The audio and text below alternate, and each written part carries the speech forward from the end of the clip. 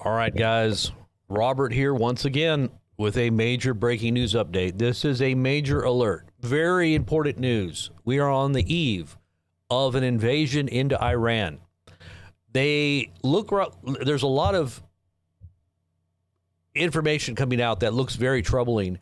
Not that we have any kind of advantage, because I think we're actually in a disadvantage, even though we have a lot of military might.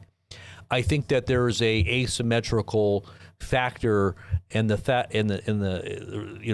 fact that we are very far away from home, and bases have been completely evacuated all throughout the Middle East that are American, and that I just don't think that we have that footing that we used to have. And maybe this is being done with purpose and intent. I got to get the feeling that we're being thrown into a meat grinder on purpose. That's a part of the plan, and that something terrible is going to come out of all this.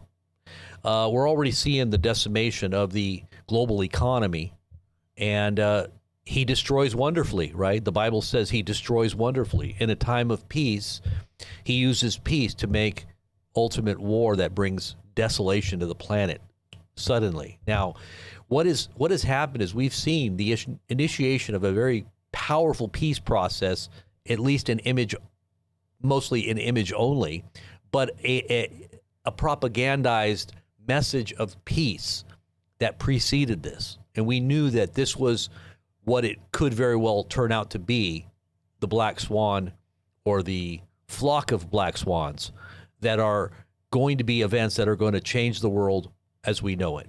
And America, we are not immune. And I think it's going to affect everybody here in America like we've never in our history have ever seen. Now, what's getting ready to happen right now, and some may think, oh, well, they're just a small country like Iraq. No, they are very integral and very necessary allies of both Russia and China, and they have every interest to see, and they've been silently preparing for what we're about to do for quite some time in anticipation, and so they're waiting. The feeling I get is they're waiting for us to come in. They're not blustering. They're not, making boisterous, boasts of how they're going to destroy us. They're just quietly telling us. When you have somebody that goes like this, and you got some guy that's just acting all crazy, the guy that's like calm and prepared, you kind of get the feeling that that's where Iran, Russia, and China are at this moment, because they're feeding Iran right now. They just sent another shipment of drones to the Iranians. The Iranians have just stated. Now, a lot of people say, well, this is propaganda. Oh, yeah, there's propaganda on both sides, believe me. And what we've been hearing in our news cycle here in America is a lot of propaganda, too.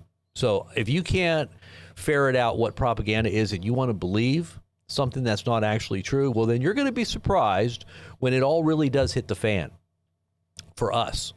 I'm not just saying hitting the fan in terms of a war breaking out, because it's already broke out.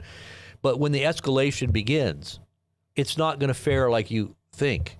And a lot of these channels I'm seeing are so, America gun ho, let's just go crush them, showing all the, and they're spouting a whole bunch of propaganda talking points on top of that. And they've got a lot of followers. They got a lot of people watching. But it's not based in reality in the way I look at it. And it's not that I'm being anti-American. I'm just saying I don't think that we are in a position to come out of this in an unscathed kind of way that we did, maybe, and we didn't really come out unscathed in Iraq, or Afghanistan, but I'm talking about getting our hat handed to us. Obviously in Afghanistan it was a terrible outcome in the end, but a few hundred, a few thousand losses of our military compared to what could potentially happen with this. We could literally be attacked on the homeland as well. That's what I'm saying.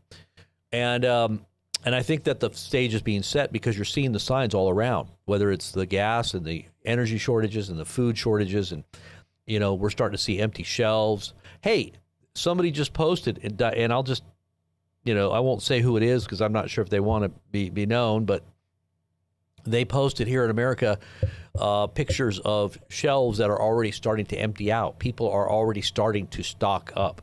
And this is why you've got, a few preppers in every town that decide to go clean out, the store. And I told you guys that panic was going to come to the stores and that you're going to start seeing empty shelves. It takes a while to restock. And so people are wondering, oh my gosh, we're hearing sirens and nuclear sirens now in California, and people are freaking out because they've never heard this before. We got video footage of that too. There's a whole bunch of stuff I want to talk about, a whole bunch of news that's in the cycle that's coming down the pike that I think every one of you should be aware of. All the way from the rollout of the digital ID and how they're doing this in the UK and what that means and how they're implementing it, fast tracking it, what in the timing of what's happening right now with all the things that are happening in terms of geopolitics and potential for war. Why is this being rolled out so suddenly? And it's also taking place in places like Australia where they're going into a COVID-like lockdown type scenario because of fuel shortages and how that's going to affect markets. I mean, and I'm so surprised at what did the market do today? I'm just really curious. I have been so busy. The market was up today. That just doesn't make any sense to me. That makes no sense to me whatsoever. 300 plus points up. Now, obviously, the Dow is down hugely since, the last week or so. But still, that it's up 300 points is just beyond me. They said it was because of optimism, cautious optimism, right? Cautiously optimistic. And this is what it's all about, a money-making scheme that the people in the stocks that play it, that are big players. But if you're in the stocks, I'm going to tell you, you're going to get eaten. Please be understanding that this is not going to be a mostly peaceful war where we don't come out in some way, hurt out of this. This is going to be bad. This is going to be bad in my estimation. Now, they're saying now that they're preparing for a land invasion, whether that's the island or whether that's the actual Iran, coastal, storming the Normandy beaches. We don't know. I don't know if it's going to be, I personally think it's going to be that one island, and it's going to also be there's another island that Iran has that's kind of strategic, and it kind of oversees the flow of traffic through the strait, and they say that might also be another island that they want to take. So two possible islands, the one that has all the oil on it, which I think is very strange that they would put that right there because it's just out there in the middle of nowhere. The Iranians are now bolstering up their military defenses and military personnel on the island in anticipation of an invasion by the U.S. So they're getting ready for a fight. Okay. Some of the things that Iran is saying are very troubling. And then there's some really weird stuff that the White House is putting out. Now, I just found some very interesting things that I'm going to share with you that I don't think anybody's talking about too much yet. This came out of the White House today. And I wanted to show you this. It's already got 2.9 million views, and it came out at 7 p.m., which was only a few hours ago, but it's already got almost 3 million views. This came out from the official White House website on X. Okay, you tell me. Everybody says this is very creepy. Nobody knows what it means. And it's like this encoded thing that's going on right now that people are saying it's very eerie. Okay, this is it right here. I'm going to show you. Okay, let me just pull up my my screen here. Hold on really quickly. Okay, now listen to this. This is the official White House page. Let me just make sure you can see this. You see that? The official White House page. The golden age of America begins right now. The White House, right? At the White House, at White House for X. This is their official White House page. It has how many million followers? 4.1 million followers. Okay. So look at this video. What does this video mean? It's 4 seconds long. 4 seconds long. It's black screen. Listen to what you hear. That's it.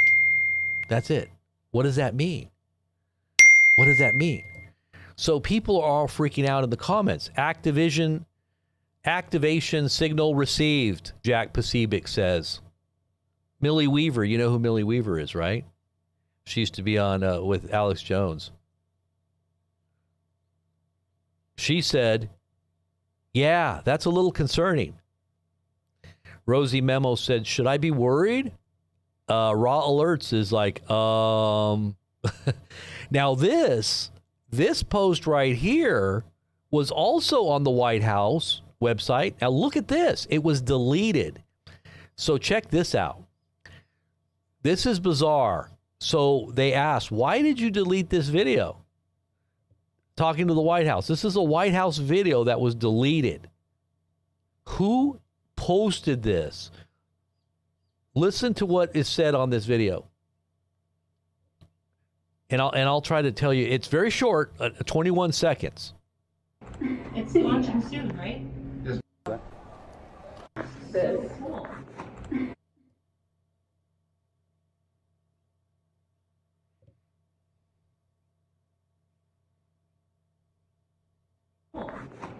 It's launching soon, right? It's launching soon, right? And you see somebody's feet.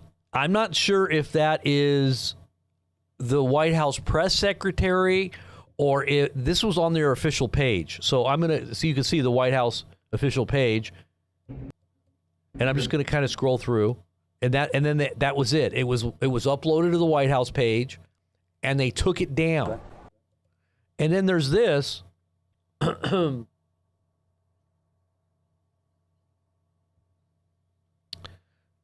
He ate the up so bad they were like, right? What the heck did they say? So then you go, okay, that was just getting back. So they go back to the White House page because it's one of those reels. It's launching soon, right? Yes. Cool.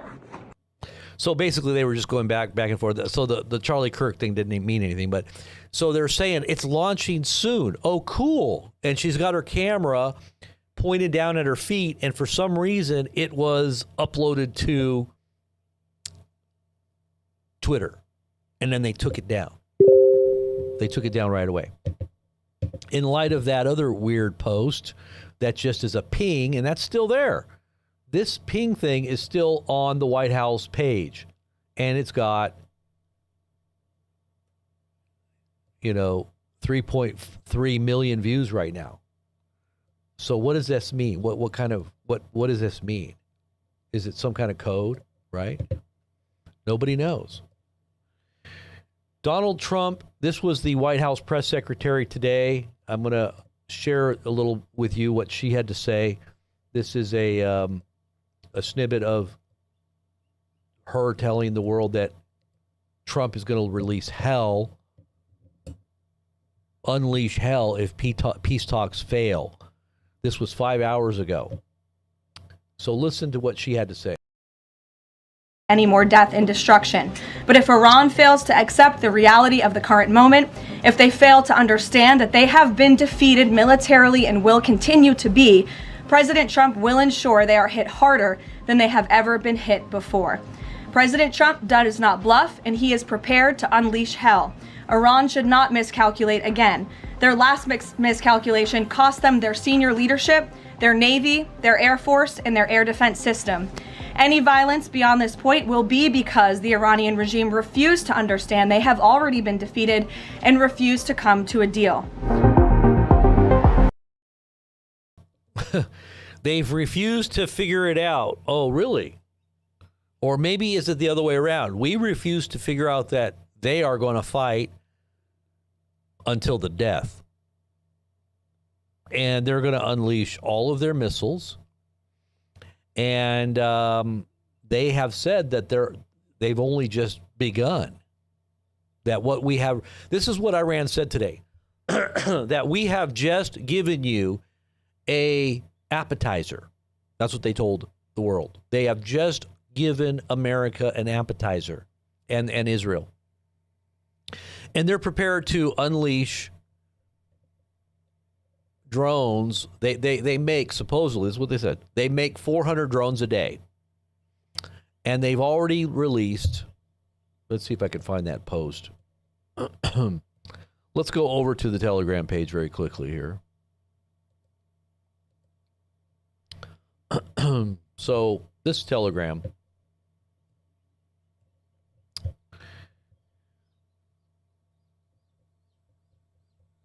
see if I can find it here.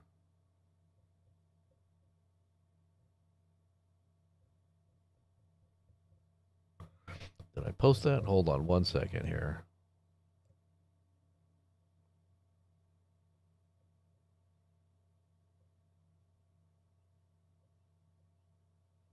I don't know where I put it. We'll find it. It's in there somewhere. But let's just start here. So, the Speaker of the Iranian Parliament said today, according to some intelligence reports, Iran's enemies are preparing to occupy one of Iran's islands with the support of one of the countries in the region. So, somebody in the region is going to be helping the United States, and that country is going to be obliterated, Iran says. Our forces are monitoring all the enemy's movements, and if he takes any action, not sure if he's talking about Trump or if he's talking about whoever's leading this other, whoever's participating in what we're doing, and I think it could very well be Saudi Arabia. If he takes any action, all the vital infrastructure of this country in the region will become the target of continuous and ruthless attacks. Now, it could be Israel, but I have a feeling it's a different country. It just seems like the way he said it, it's a different country. It's an oil country. So they're going to target all the infrastructure. Iran has officially allowed friendly countries, including Russia, India, and China, to pass through the Strait of Hormuz. Countries that did not participate in the war against Iran can pass through the Strait of Hormuz with Iran's consent. In recent days, ships from China, Pakistan, Iraq, Russia, India, and others have passed through the strait, stated Iraqi. Well, that's good to know, right? At least the whole global energy economy hasn't completely fallen apart, at least for the other part of the world. Now, for our part of the world, it looks like we're being choked out. We're being choked out on the West. And this is why we're going Mad Max, scorched earth here. We're going to do everything we can to scratch and claw our way back into some kind of energy dominance and, the petrodollar and its influence over the rest of the countries of the world, which is never going to happen. It's not going to happen. It's over. America hasn't woken up to that fact yet. We've been telling everybody that this was coming for quite a while, that this was in the works, that there's an orderly decline of the dollar, and China's yuan is supposed to rise up. This was talked about as the economic engine. This is going to be a streamlined engine of the global economy based on the BRICS, and really the central currency of that basket of currencies is the China's yuan, or yuan, whatever they call it. So it's not America. The BRICS have been something that has been happening since 2009. Nobody paid attention until the last few years, but we knew about this going all the way back to 2010, 11. We were talking about the BRICS. Nobody even knew what the BRICS were until recently. But this has been in preparation and planned for quite some time. Everything you see going on here, that's already been war gamed out long time ago by all of these countries, including Iran. And they knew this was coming. They knew this day. They're already prepared for us. That's why they said, just come on in. Just come on in. We're waiting for you. That's what they're saying to the U.S. And Trump is just taking us right in there. And I'm going to tell you what, I don't think it's going to be what a lot of people expect, especially a lot of people that are following these, cheerleading American channels that are just talking about pounding and grounding them into dust. well, we'll just nuke them if we have to. You know, like, really? Seriously? I mean, and did you happen to see the video that Iran posted this morning about America chilling? I'm going to show you that one in a minute too. But here, let's go ahead and look at this right here. Alex Ward, at least 3 congressional Republicans, including chairs of House and Senate Armed Services, are hinting strongly that a ground invasion or operation in Iran is planned and could potentially be underway soon. Connor O'Brien, Senate Armed Services Chair Roger Wicker, asked about what Rogers said about not getting enough info on Iran, says, let me put it this way. I can see why he might have said that. It should be noted that the most anticipated operation is the landing of Americans on the Iranian island of Karg. And that's the island that has all the, energy infrastructure on it, whatever that is. I don't know if they're refining, capacity or whatever it does, but it's probably there to ship, and to put out there on the strait to get it going to the global market. But it is a major hub of their oil production. And this is a lot of people, strategists have wondered, like, why do they want to put it out there in the middle, right? It will kind of right there toward the middle of the strait, because it seems almost vulnerable. And that's kind of why we're going in there, right? Because we think we can go in there and take it. And Trump was saying that they were offering him a gift, right? The Iranians are offering us a gift, and I've decided to receive this gift. It just looked so very bizarre yesterday. I don't know if you watched it, but he tries to put that image out that we're working with the Iranians, and they're capitulating, they're bowing down, they're kissing the ring. They just want to give us a gift as some kind of tribute, and somehow just please don't destroy us. Like he comes across as if that's what's happening, when in reality that's not even close to what's happening.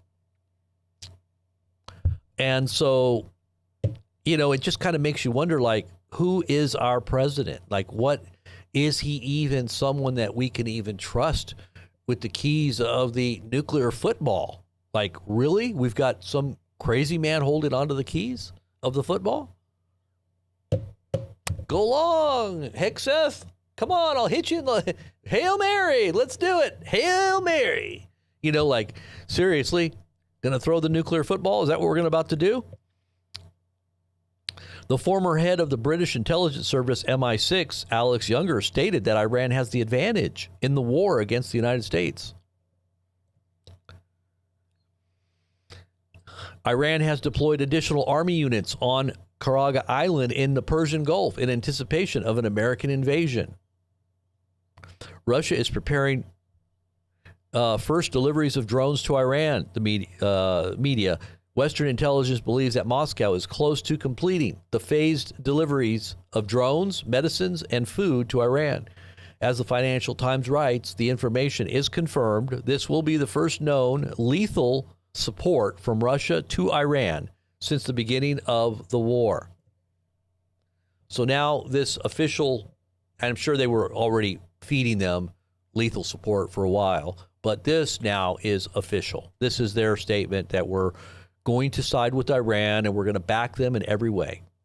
And I'm sure China's going to be doing the same. They've already been giving Iran a bunch of stuff too. I'm sure they've got the warheads to go on those platforms that are hypersonics. Who knows? Maybe they got the hypersonics from China or Russia. But whatever they put on those hypersonics, it could be tactical. Putin not too long ago intimated that any country could send them a nuclear warhead. And that's when Trump got really upset, remember? He's like, Putin, use the N-word. We don't like the N-word or the nuclear word. And he was chiding Putin for having said what he said. And the reason I think he was upset was because there were all of these C-17 type transport planes that were coming into Iran at the time. This was probably about, 4 or 5 months ago, maybe 6 months ago. And this had to do with, what we were saying that Iran was doing and trying to stop them from, getting supposed nuclear capabilities or whatever we were saying they were going to do.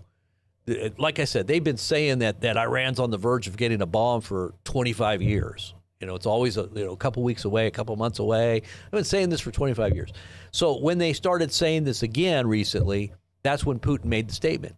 He's like, hey, what's the big deal about them having nuclear capabilities for their, civilian program of energy, when if they really did want a warhead, they could just buy one, from a country, any country. And most likely it would be a country like Iran, like North Korea or China or Russia. They could easily sell them a warhead to go on top of one of their hypersonics. Very simply. So that was why Trump got so upset. And we've showed that in the past, that post that Trump made. But we wanted to talk about what's going on with the World Health Organization, too. We'll get into that, but I want to just keep on the Iran topic, because this topic here is very troubling, what they're doing in the UK right now. And they just pushed it out in the last few days. So this has just been initiated, and it's going to be mandatory. We're talking about every adult and child registering through digital ID in order to access not only the internet, but every other platform or portal that takes digital type credentials. You're going to have to give up all of your info, everything. This is the beginning. They're going to be doing this in all the countries now. And they're using, I think, the war. They basically said they're going to roll it out through internet access and energy or gas at the gas stations. Isn't that interesting? It's connected to gas. Yeah, in order to get your gas needs met.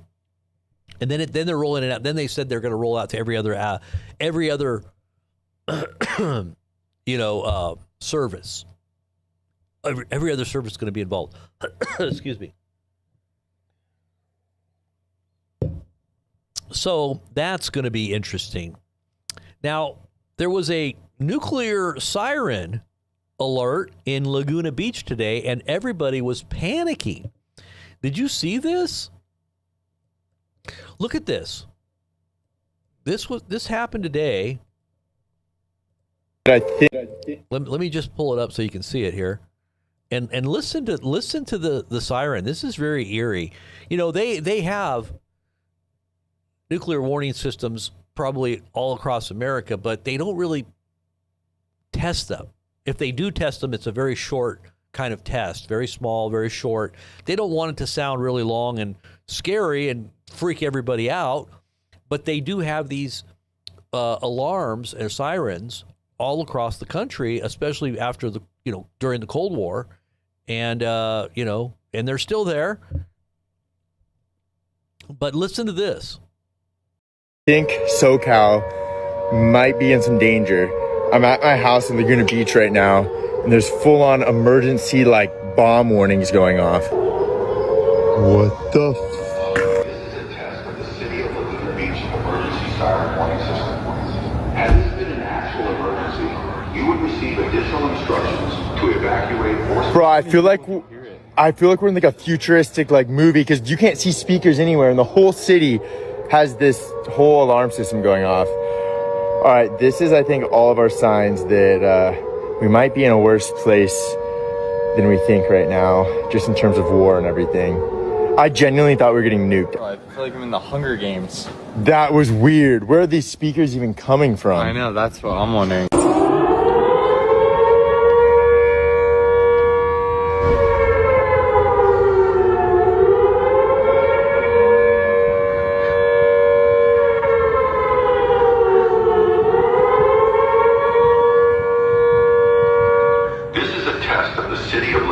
Emergency siren warning system. Had this been an actual emergency, you would receive additional instructions to evacuate or specific information about the emergency. This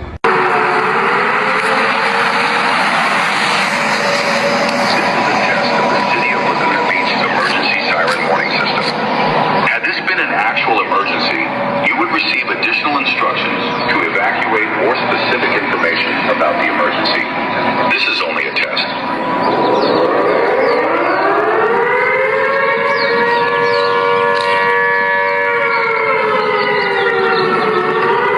some weird shit.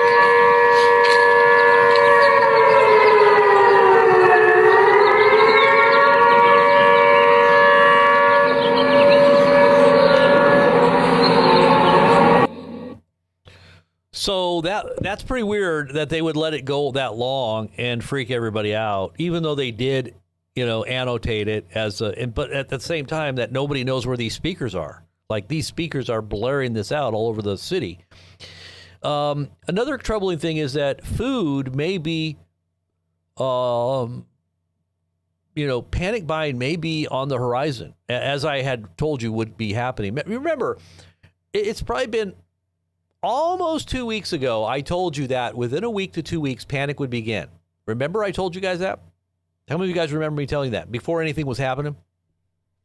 I said panic is going to start setting in, and people are going to start panic buying, and you're going to start seeing things disappear off the shelves because of what's going on in the world. Now, when this war begins, and we start having black swan events happening in the U.S., you're going to see what's going on in places like Australia where all the shelves are bare. There's no food on the shelves in some of these stores. And there's long queues waiting for gas. I'm going to show you guys some videos going to shock you that's going on in South or East, Southeast Asia, places like India. It's happening in many parts of the world. And we're not being told about how serious the situation really is. And it's all because of what's going on with this Strait of Hormuz. And it's going to be affecting other areas and regions as well. So get ready, because we're going to get into this. And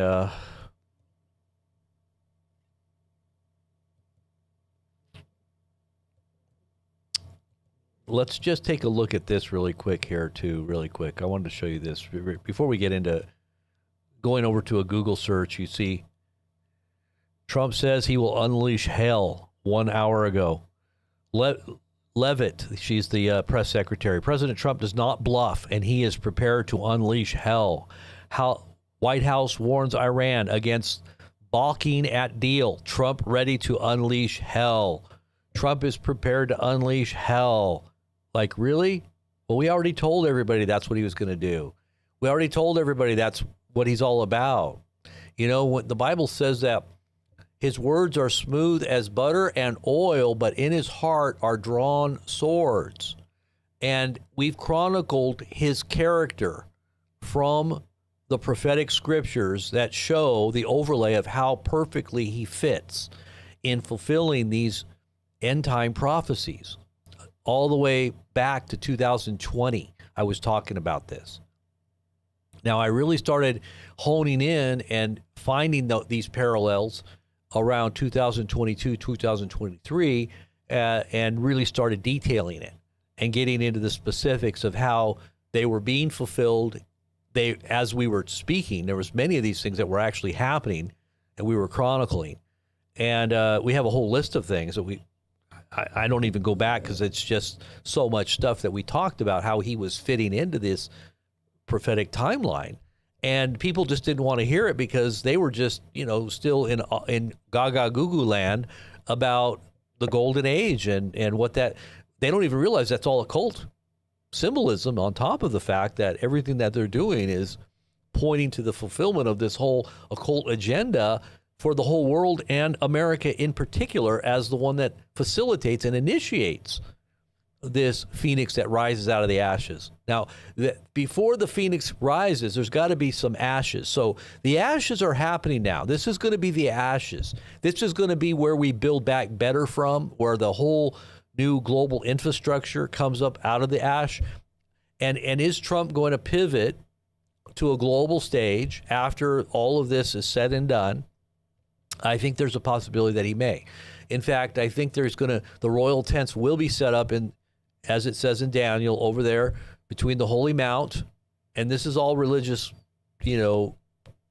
prophetic prediction here, but that's what I think he's going to do, because he's already setting everything up there in Gaza.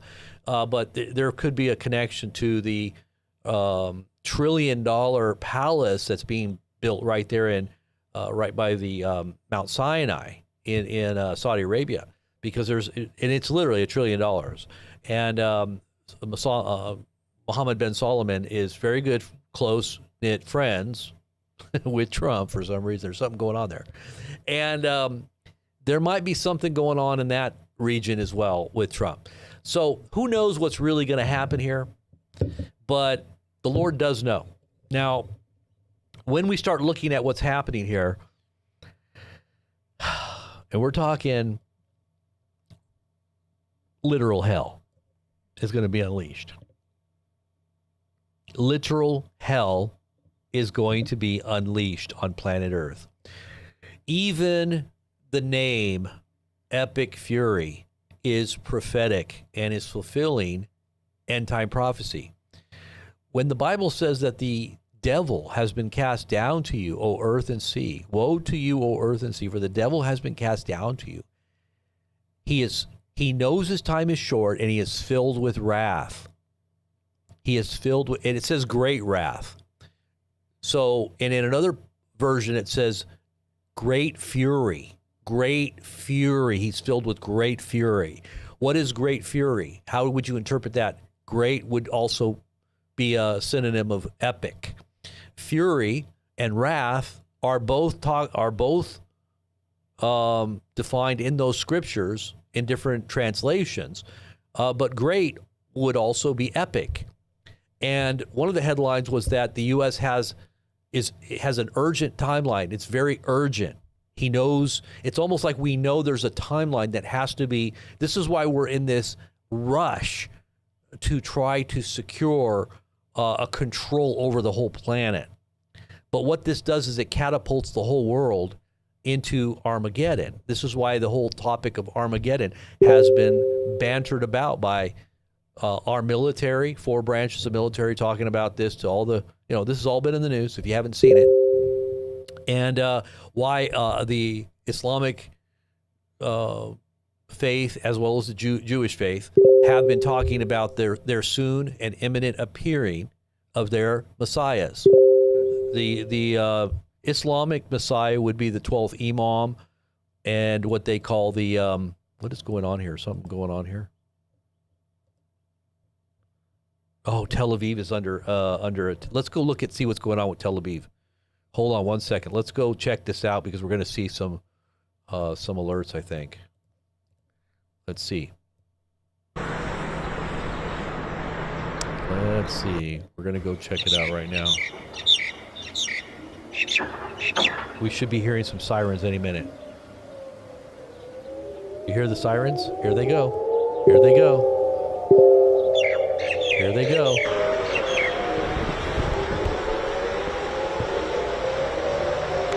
You see how they're moving the camera? They don't want their camera to see any kind of damage. Now, I'm not sure why. Is it just now morning time? Because this looks like... Let's see what time it is in Israel right now. This is happening right now. This is live. Let's see the time in Tel Aviv. It is 6:55 a.m. in Tel Aviv right now, so this is why it looks... This camera basically doesn't have a good filter on it. That's why it looks a lot darker. This one obviously has a very nice... This is an AP camera from the AP. This one is probably just like a... one of those home cam type setups. But this one doesn't go down so we can see what happens. If something goes down, we'll see it. And we'll see if there's anything that comes in here. Usually when the sirens stop is when you start hearing the booms. Sometimes you don't hear anything, but it's like a false alarm or something. But I think we're going to see something here in a minute, or hear something.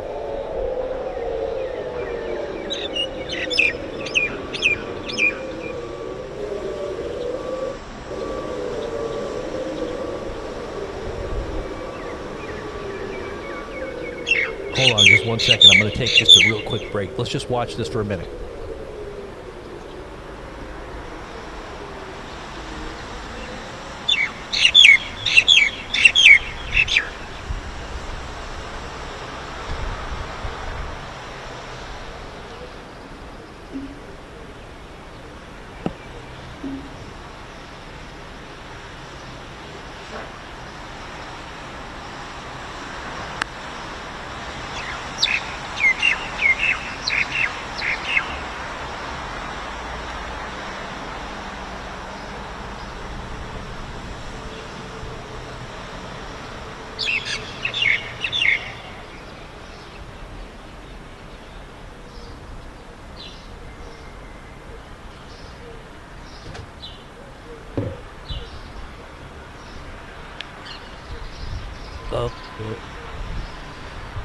Well, it doesn't look like any booms or anything this time.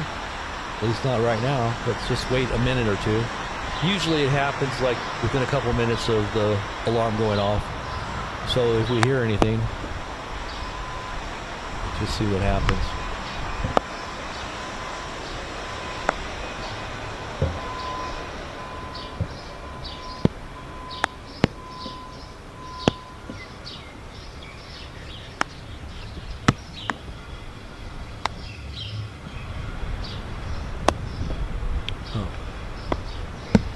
I don't know what that popping noise is.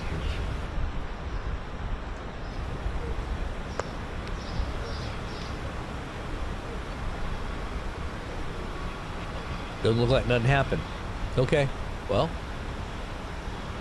let's just keep it. I'm going to keep a little bit of the sound on in the background just to see if I hear anything while we continue. Turn it down just a little bit. Okay, so getting back to the news.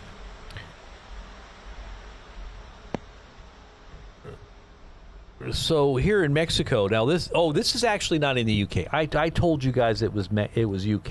I think it's Mexico. Mexico is where they're rolling this out. No, cash is no longer allowed at gas stations. Cash is no longer allowed at gas stations and toll booths. On March 19th, 2026, Mexican President Claudia Sheinbaum spoke at the 89th Banking Convention in Cancun and announced that payments at gas stations and toll booths will become mandatory digital by the end of 2026, meaning cash will no longer be accepted. Quote, our goal is to make digital payments mandatory for fuel and tolls this year. Through the models we are developing together with the banks, this is intended to help strengthen accessible digital payment methods and enable us to drive the country's digital or digitization forward in many other areas as well.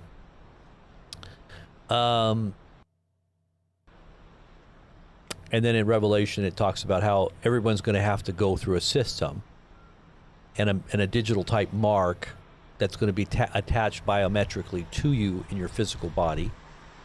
Or otherwise, you won't be able to participate in society through digital means. That's the biblical projection into the future that these prophets had no way of understanding or knowing, how it would be implemented. But they explained it and even symbolically explained it pretty well to show that this was a digital connected mark.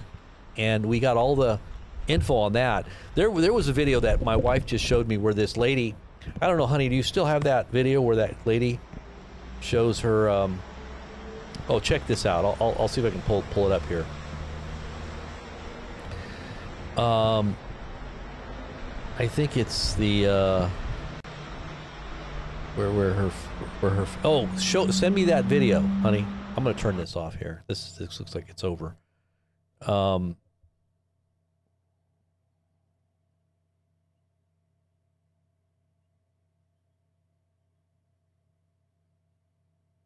Hey guys, good news. World War. I don't get it.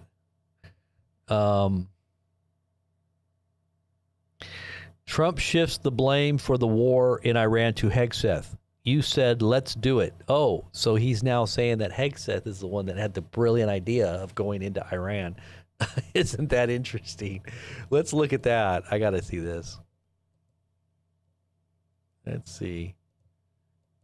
That ought to be interesting to see.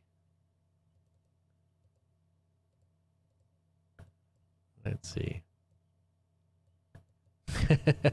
Throw Hegseth under the bus. And Pete, I think you were the first one to speak up. And you said, let's do it, because you can't let them have a nuclear weapon. So we are now having really good discussions. They started last night, a little bit, the night before that. And I think they're very good. They want peace. They've agreed they will not have a nuclear weapon, et cetera, et cetera. But we'll see. You have to get it done. But I would say there's a very good chance. And it began when I said that we were planning tomorrow on shooting down some of their power plants, and we're going to hold that up. Hopefully we won't have to do it. And hopefully we can make a deal that's good for all of us, including the Middle Eastern allies that have been very good to us, including Israel, that's been a great partner in this fight. They've really been a good partner in the fight. They fought hard. But we'll see what happens. I think there's a very good chance we're going to end up in a deal. And so we're giving it 5 days, and then we're going to see where that takes us. And I would say at the end of this period, I think it could very well end up being a very good deal for everybody, as good as if we went all the way and just literally annihilated the place, which if we don't have to do that, that would be a good thing, not a bad thing. In addition, this looks so bad. It just looks so... I just can't even put it into words how...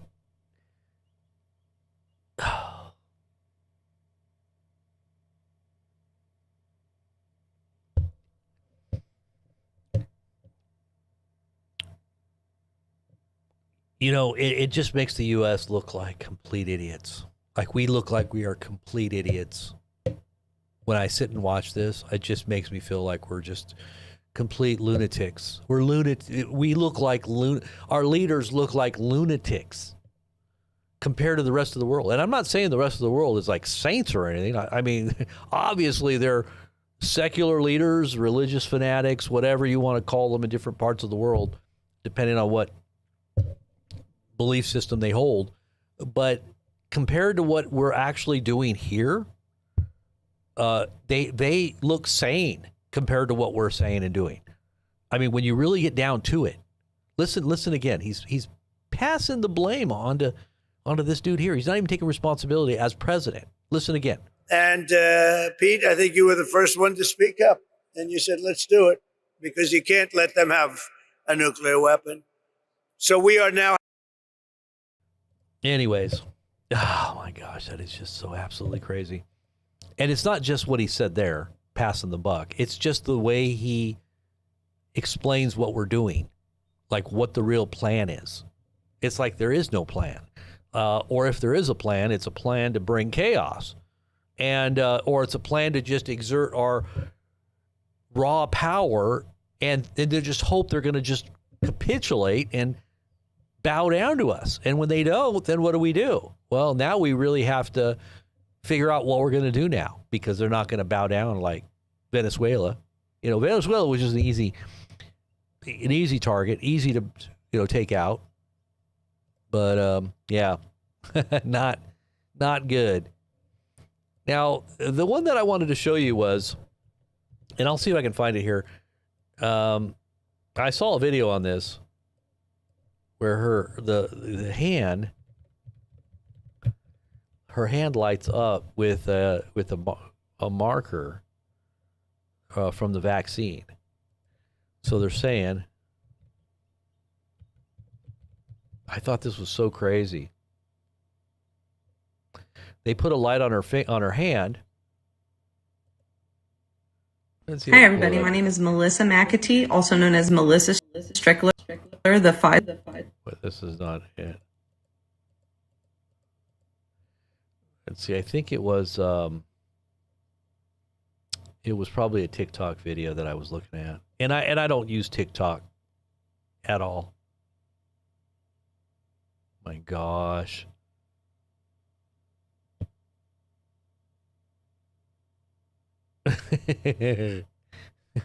That's crazy. Anyways, let's just move on and see what else we can find, since I'm not going to go on TikTok. I'm definitely not going to go on TikTok to look for this. I think it was her finger. Her finger. Let's see if that is that the one.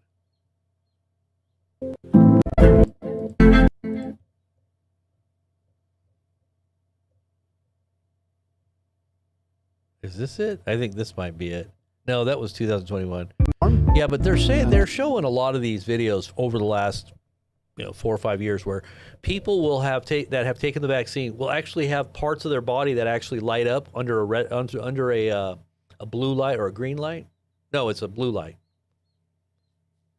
and you're able to see like an infrared. Oh, infrared. I'm sorry, infrared, and you'll see where a certain part of their body lights up, and you're like, what is that? Like, what is that? That's some kind of marker.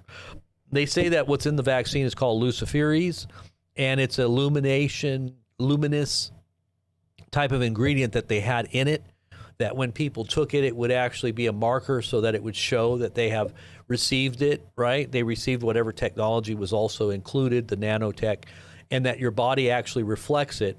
And when you put a red light or an infrared light, you'll see like a glowing spot on your skin, like somehow it lodges in a certain part of your body. I don't know if it's like programmed to go to your hand or to your arm or whatever, but it's very strange.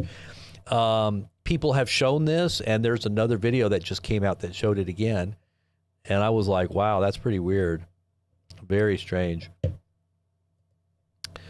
And if you haven't done a lot of studying or researched the nanotech in the vax, you need to figure that one out, because that's a very deep rabbit hole to get into.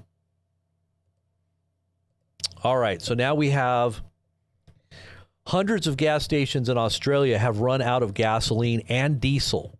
Energy Minister, the country is now preparing for the worst case scenario. What would that be? Worst case scenario? Mad Max. Yeah, Mad Max. That's exactly what they're preparing for. Look.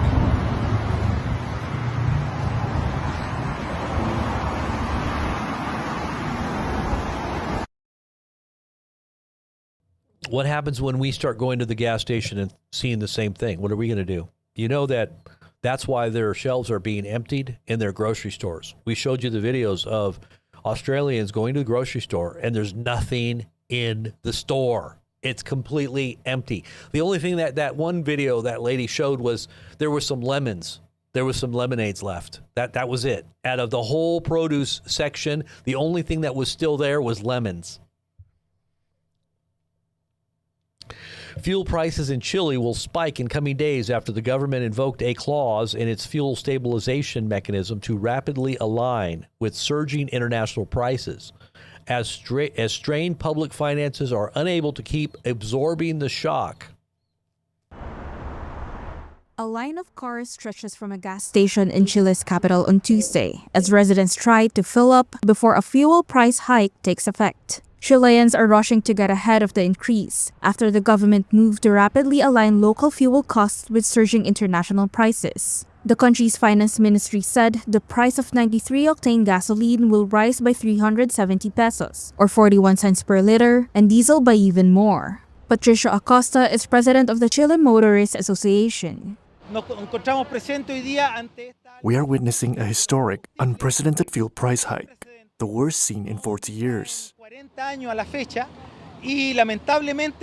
And it is hitting working class and middle class Chileans the hardest.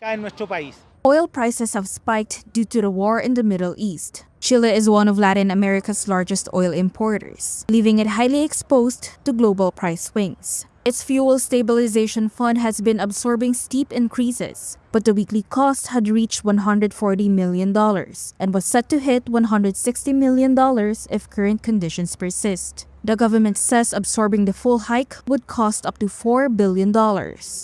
President Jose Antonio Cast defended the new approach.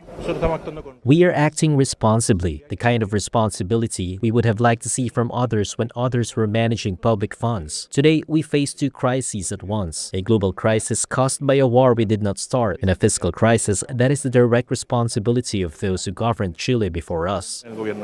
As cars kept lining up, one resident worried the impact wouldn't stop at the pump. Food prices will follow, and that is only logical. On top of that, we have a new government that came in to find the coffers nearly empty. But Chileans will get through this. We always do. Well, I hope so. Maybe this is the black horse that rides. This could very well be the black horse, guys. The black horse of famine. You know, the red horse rides first, and then the black horse. Red horse is war, and then comes famine. And then the pale horse is last, the death, right? The death horse. Look at this. This right here is the. This is in Asia. Lines are formed at gas stations in Asia and South America as fuel prices surge and panic buying spreads following disruptions from the U.S. and Israel's war on Iran. Yeah, look at this. Look at this. Look at this. Everyone is saying petrol is available, but people are panicking, and that's why even I have come here to refill my tank, because my daughter-in-law is pregnant, and I would need reserves. That's why I've been standing in the queue since morning.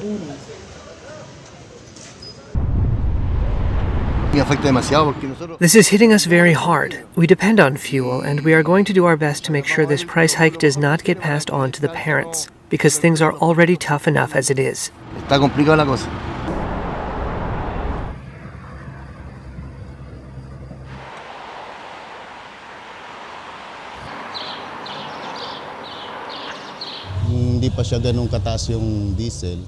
Back then, when diesel wasn't that expensive, we filled up with 900 pesos worth of diesel. Good enough for the whole day, up until evening. Now we have to spend at least 2,000 pesos. Instead of being able to bring home the earnings, it goes to pay for diesel. What's left for us is very little. Around 300 to 200. It's what we have to endure. Malit na lang, mga 300, 200, ganun, tiisan na lang talaga. Not good.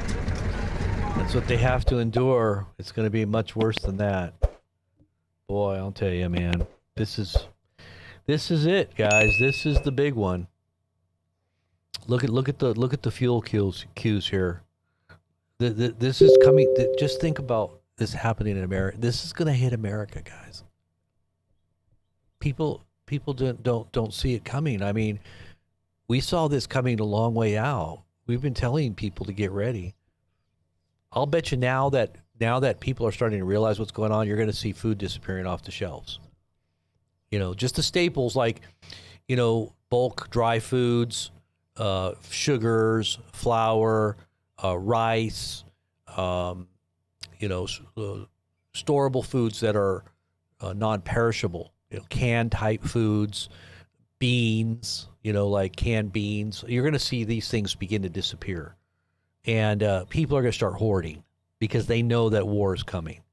And when it hits, it's not going to be pretty. Okay? Trump is literally leading the world into the black horse. But look at this. I'm just going to turn down that sound there, but just look at the video here. Look at how many people are in line there waiting for gas. And these are all just little motorcycles. You know, they don't really take up that much gas, but they can barely even fill up these little tanks for their motorcycles. Uh-oh, something else is going on here. Let's see what's going on here. Tel Aviv again? Uh-oh. Let's go back over there to Tel Aviv. Something's going on again in Tel Aviv. Let's just go back and see. This time it might be the real one here. Let's see what's happening here. Okay, again. Yeah. Okay, hold on. Let me pull up the other one. Oh, I can hear.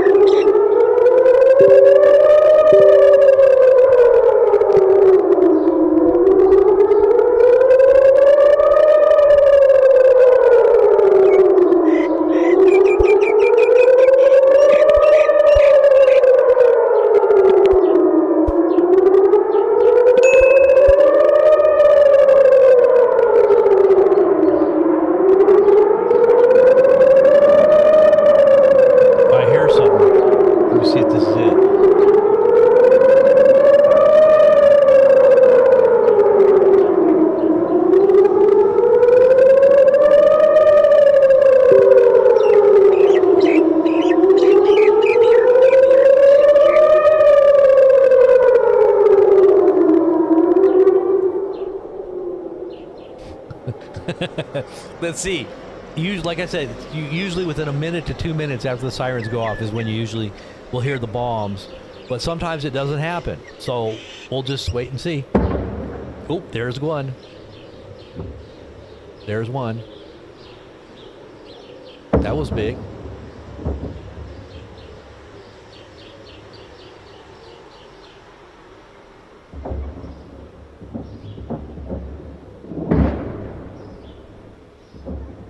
Oh boy, that was big.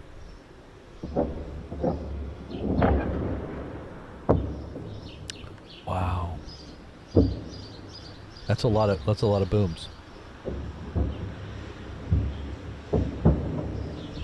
Wow.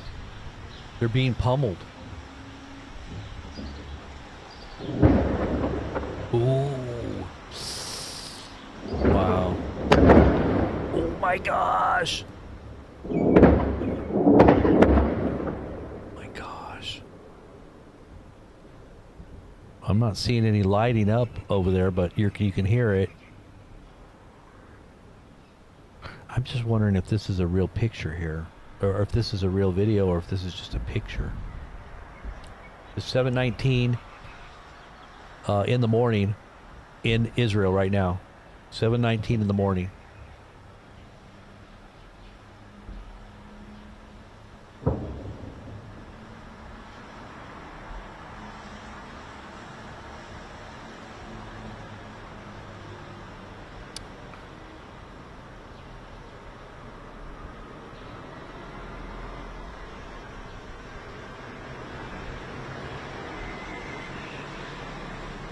Okay, that's probably it.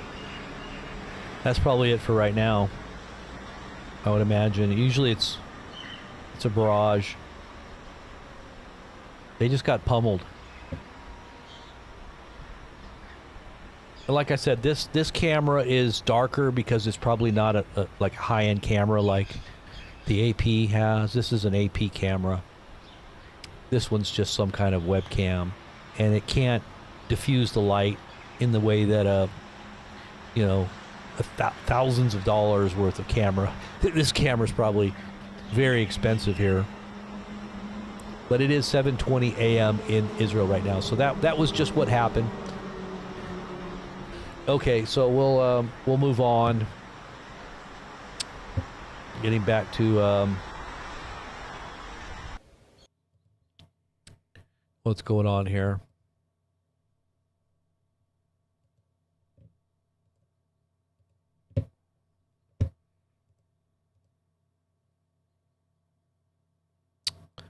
Yeah, let me just pull this one back up.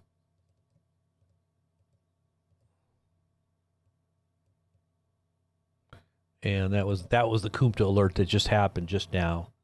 10:17 p.m. and that's Tel Aviv right there.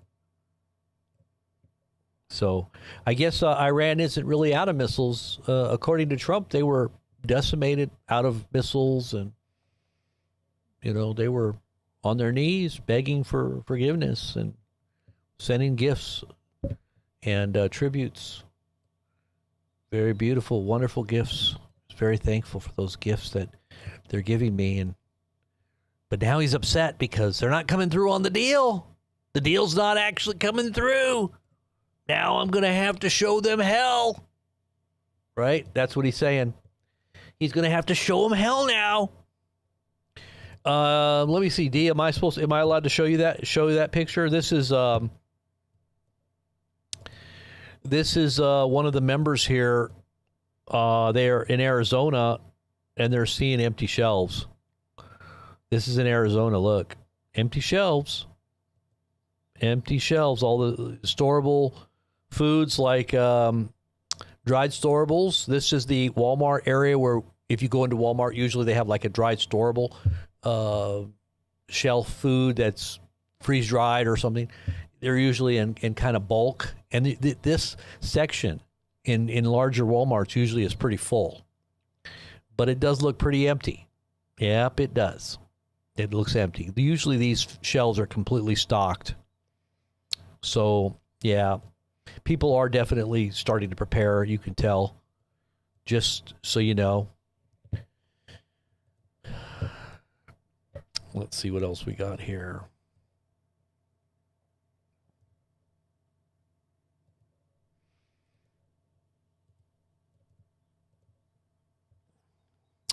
Melania Trump is talking about robots helping out humanoid robots to be teachers to your children. And I guess she's walking with a Tesla humanoid robot in the White House to show how amazing this technology is. Trump is set to appoint Mark Zuckerberg and Larry Ellison and Jensen Huang to the Science and Technology Advisory Board. Okay. And this was the video that we were talking about, or not the video, but the information that we were talking about out of the UK. UK iPhone users, anybody that has an iPhone in the UK, listen up. This is coming to America as well. This is Apple. Apple is doing this. So you know, if you have an Apple iPhone, this is what they're going to spring on you here real soon, because it's happening right now in the UK. Breaking news. UK iPhone users must now prove their age or lose full internet access. It's, quote, it's absolutely outrageous that overnight Apple has put a chokehold on Britain's freedom, or Brits' freedom, to search the internet, access information, and use apps unless they provide sensitive ID documents. You're going to have to verify who you are through documents now in order to access the internet. And this is sensitive information, and they're data pooling all this, data mining all this, and data aggregating it. I guess that aggregate the information into one database that's going to be controlled by AI. Really? They're going to have every little bit of information about who you are, all in one convenient place for dictators to actually access and control and get involved in your personal affairs, right? Very quickly, at warp speed. Now, it's not going to take them a long time, because they don't even need warrants now. They've got AI to do all that. That's don't even need warrants now. Nope. This means that 35 million Brits who have paid hundreds or even thousands of pounds for Apple technology suddenly now have a child's device. So you're going to be like a child on your phone unless you confirm your identity and all your verification and everything, your blood type and your social security, and I'm just saying, your DNA. They're going to want everything here. Unless you comply, you're basically going to be locked out with invasive demands for personal information that go far beyond what UK law requires. Apple has crossed the Rubicon with this software update, which is more like ransomware, holding customers hostage to ID demands that are invasive, exclusionary, and unnecessary. Children's online safety is vital, but requires better parental controls and thoughtful tech responsibility, not sweeping draconian shock demands by foreign companies for all of our IDs and credit cards. You know, when they start pulling all your information like that, that's where you're starting to get into the realm and the regions of dictatorial utopia. You know, they just, this is what dictators all throughout history have always wanted, was this type of technology to facilitate controls and you know, to facilitate their abuse.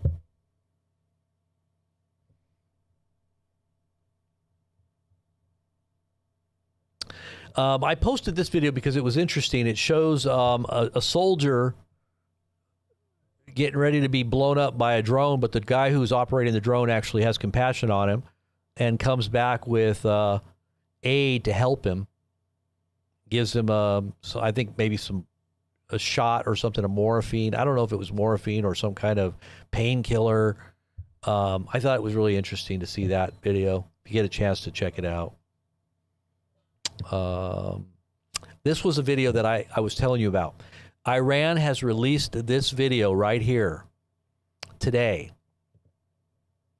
And some would say it's probably, and it is propaganda, but it's also truth that the rest of the world is looking at and saying, yeah, we agree with you, Iran. We are sympathetic to your cause. We understand the empire that is, breaking things right now and destroying the world order right now. We understand what they've done in their past and their history. Look at this video. Yeah, you would say, well, this is propaganda. Yeah, but you gotta admit that there is some truth to some of this stuff.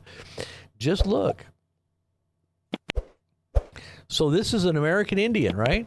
This is coming out from Iran. Well, the RT posted it, Russia Today, but this is all about winning the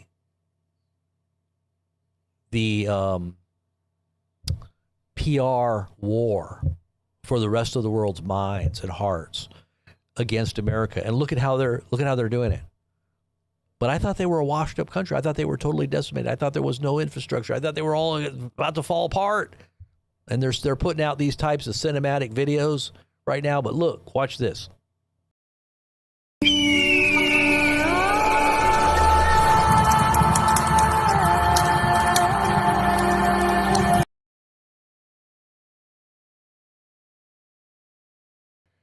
All right, hold on one second. Let me move my icon out of there so you can see. Okay, so what you're seeing here is Japan, Hiroshima. You're seeing American Indians looking at how American lands have been taken from them by the imperialistic, the settlers, right? But just watch again.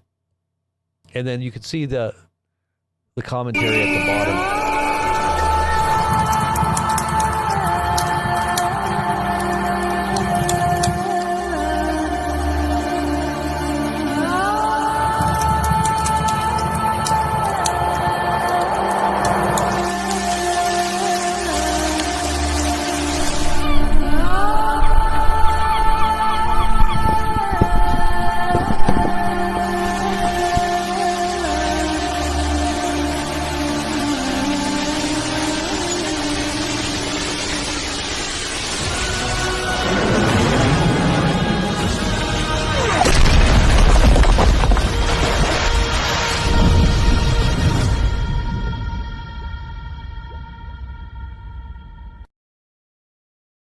I mean,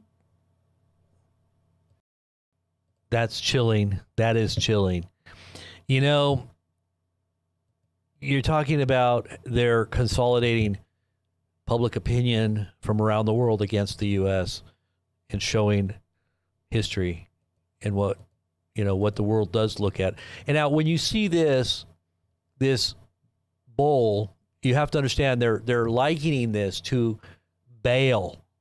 This is the sacrificial god of the Canaanites that would offer up their children as sacrifices to the gods of the Canaanites, right? And so they're showing this, and they liken this to Israel too, because Israel was worshiping those gods.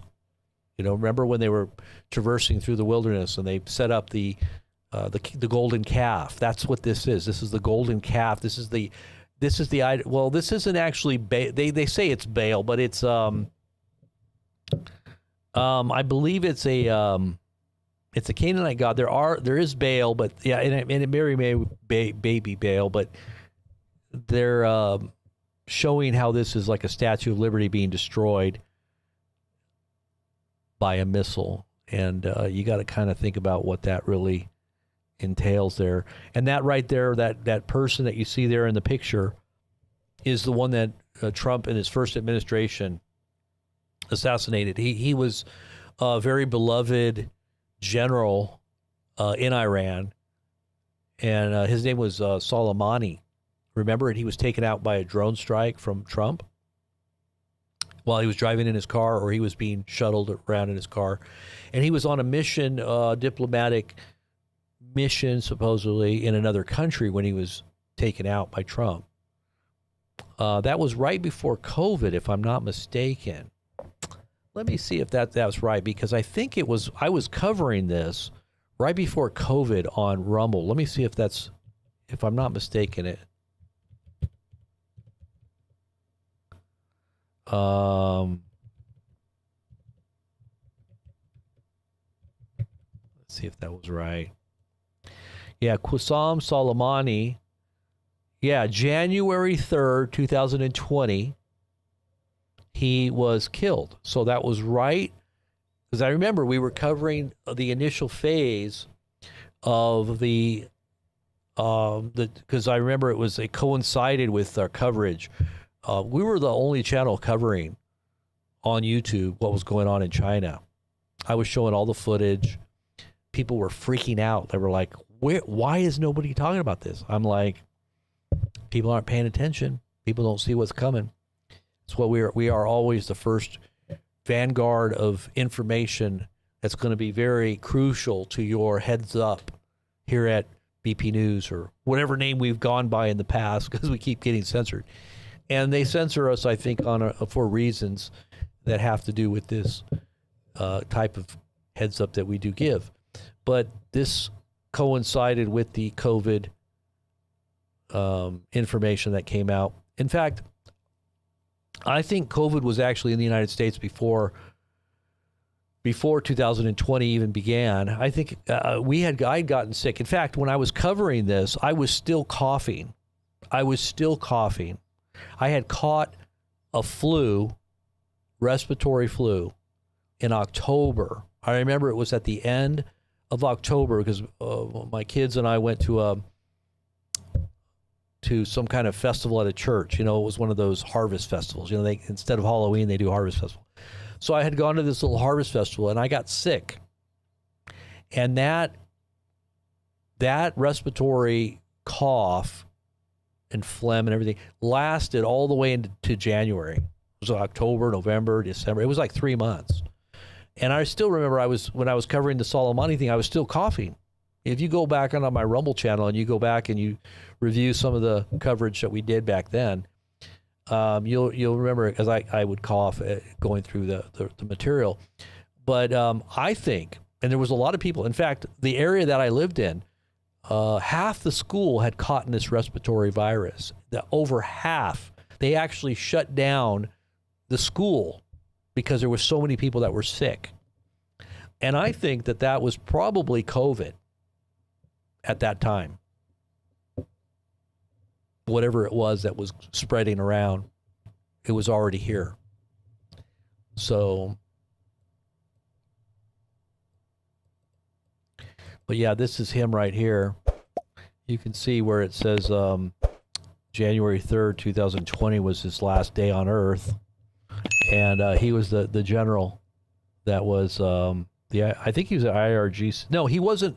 He wasn't the Iranian Revolutionary Guard. He was a commander of the Al-Quds, and that's a different division of Iran's military. I think it's kind of more of a,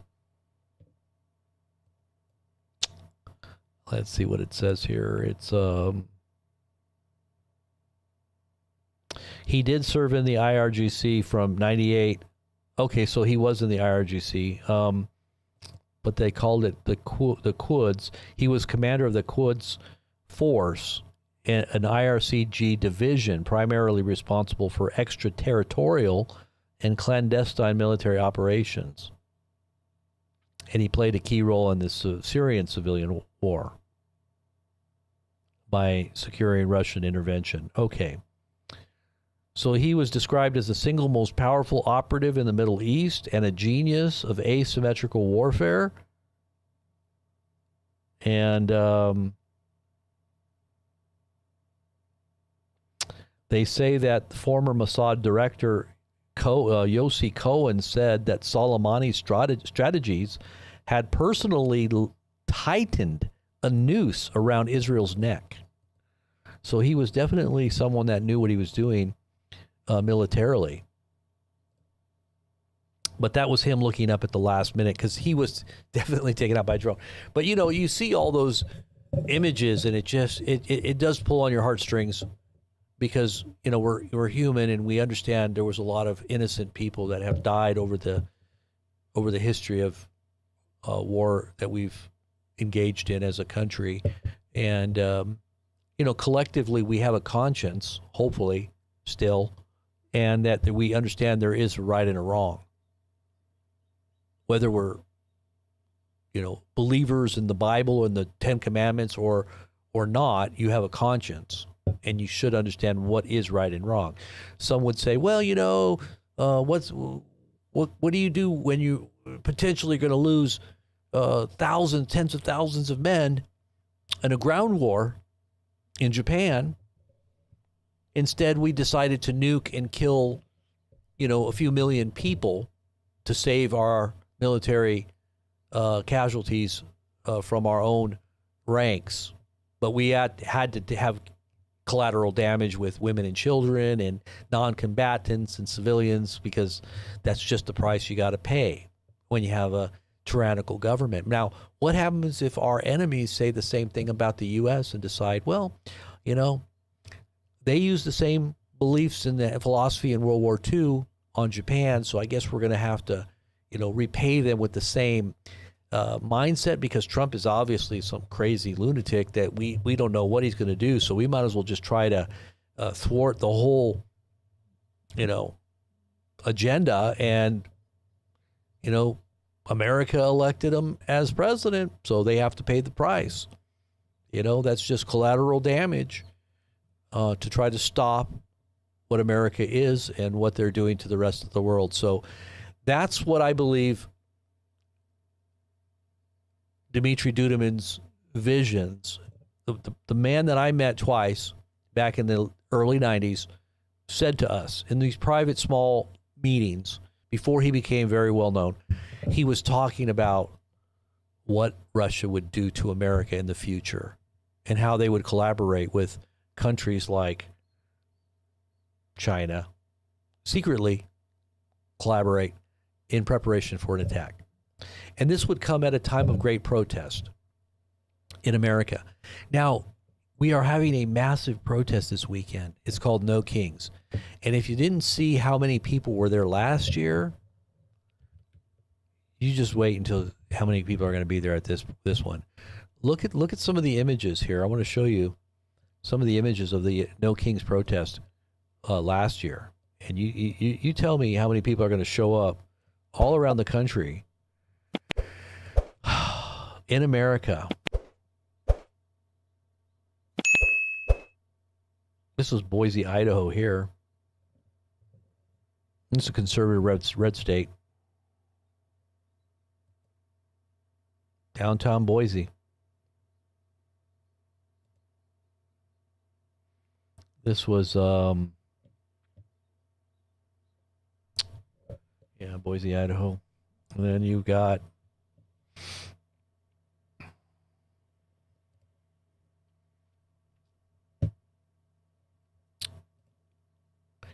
this was Colorado.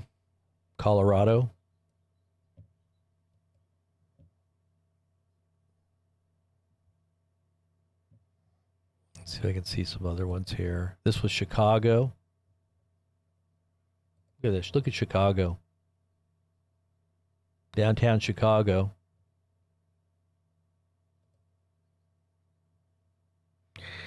And he said that there would be mass protests all over America, and the government would be internally trying to manage what's happening when we're attacked from both shores by nuclear subs targeting nuclear plants. They were going to be targeting our nuclear power structure.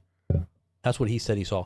Now, this lines up with A.A. Allen's vision in the 50s.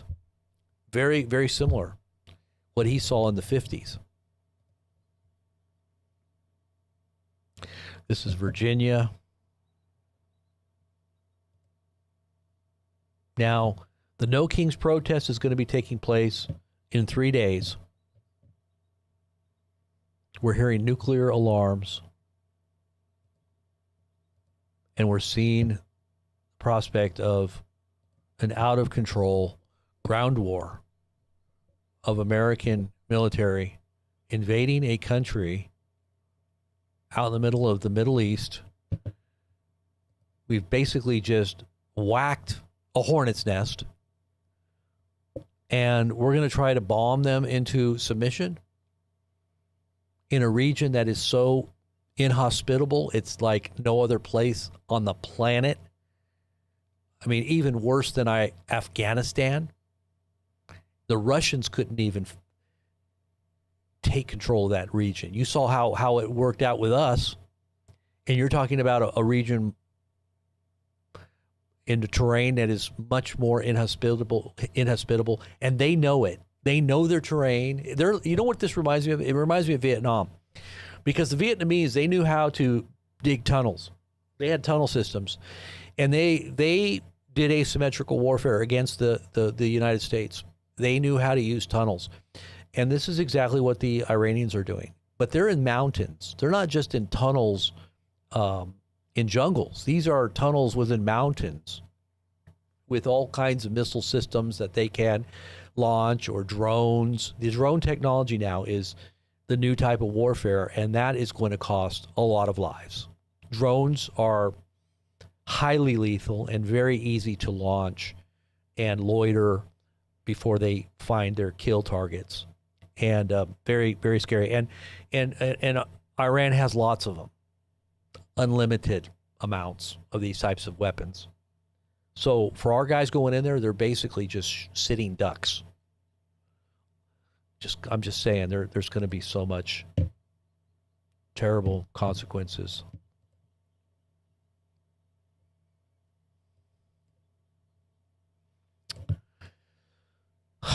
So let's see what else we got here. Let me just take a look at the chat here for a minute. I mean, let me take a look at what you guys are all up to here. I didn't really say hello when I first came on. I wanted to get into the news. It's kind of late, I know. But it's important that we get into this information. And let's try to fund the channel a little bit here as well. I want to make a little post here before, a little comment about preparations and making sure that your food security is in order.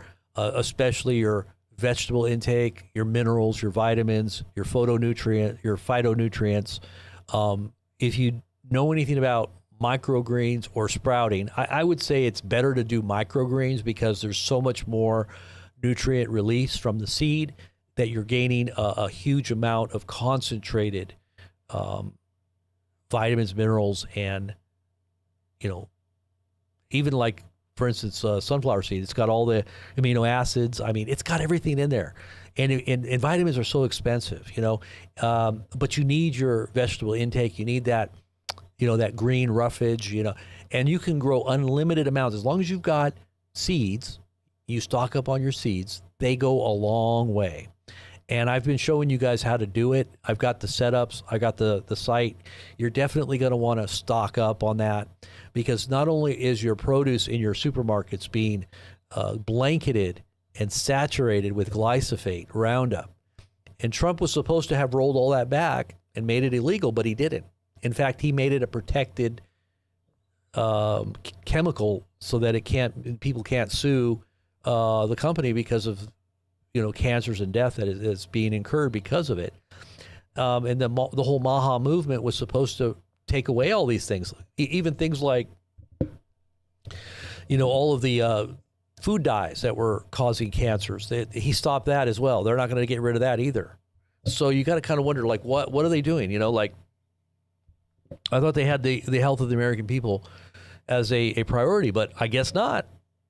So that means all of your produce is pretty much poisoned unless it's organic. And even then, you're not even absolutely sure, because the soil could have been saturated in a previous crop or what have you, that is affecting the soil or the groundwater. Or,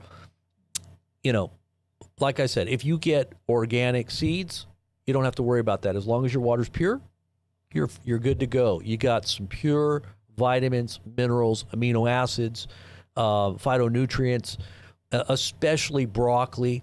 You go onto the website and you watch that video on broccoli. I'm so jazzed about this, because it is the most healthiest thing you can do, is eating sprouts, or microgreens. I'm just going to tell you right now.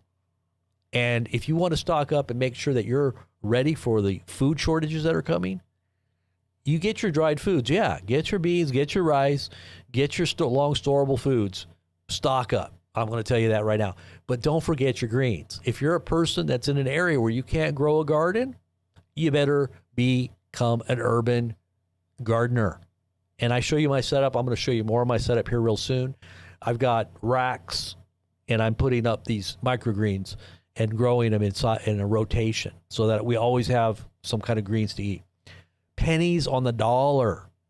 You're saving so much money, especially if you have a bigger family, when you have seeds, because you're basically getting all that constant. And I'll just give you this little snippet before we go on. If you eat broccoli, one of the best things you can probably eat is those types of foods in that category of broccoli. I forget what they call it. It's a family of vegetable. But what you're getting is 40 to 100 times more phytonutrients in a microgreen as opposed to a fully grown stalk. So what they say in the reports of what's healthy to eat on a daily basis, 7 cups of vegetables, right? How many of you actually eat 7 cups of vegetables a day? Well, in a concentrated 40 to 50 times, not 100% more. We're talking times. There's a big difference between addition and multiplication. So you got a concentrated amount, 40 to 100 times more in a microgreen broccoli microgreen, and a small amount would equal like a huge amount of volume that you would have to eat to make up for that. I'm probably not explaining it the best way, but you go on and you watch that Dr. Eric Berg video and just digest that and understand what that means. You will be jazzed about it, and you'll feel better. It affects so many different things that goes on in your body, like, for instance, inflammation. If you got problems with inflammation, your inflammation will be affected in a very powerful way. And inflammation is behind a lot of sickness. A lot of people are having all kinds of different sicknesses because of the foods that we eat that cause inflammation in the blood vessels, and that's what causes strokes and heart attacks and everything else that goes along with that. It's not just cholesterol, it is inflammation, and it causes problems in the circulatory system. So if you're having any kind of circulatory problems or high blood pressure, broccoli or kale sprouts or microgreens, you want to just eat those all the time. You'll start feeling better. I'm telling you, it'll, and then you do a little fasting, do a little with intermittent fasting. You'll start feeling better. You'll start feeling healthy. You'll start being healthy in every way, and then you'll be prepared to be able to meet the times that we're facing as well, because it is a battle, and you have to have all your wits, and you have to have some strength. If you don't have good health, I don't know how you're going to endure what's coming. So you better get some health. Amen. God bless on that. Okay. And then also get the app. If you don't have the app, get the app. Robert here at BP News. Wanted to let you know that we've got the early warning alert system set up. It is the BP News app. Don't miss out on breaking news when it happens in real time. You will get a push notification and or a text alert. In order to get the text alert, once you download the app, make sure you hit the right top hand corner icon, little person icon up there, and register with your phone number, and that way we can send you a text alert. Otherwise, just use it as a guest and get the push notification.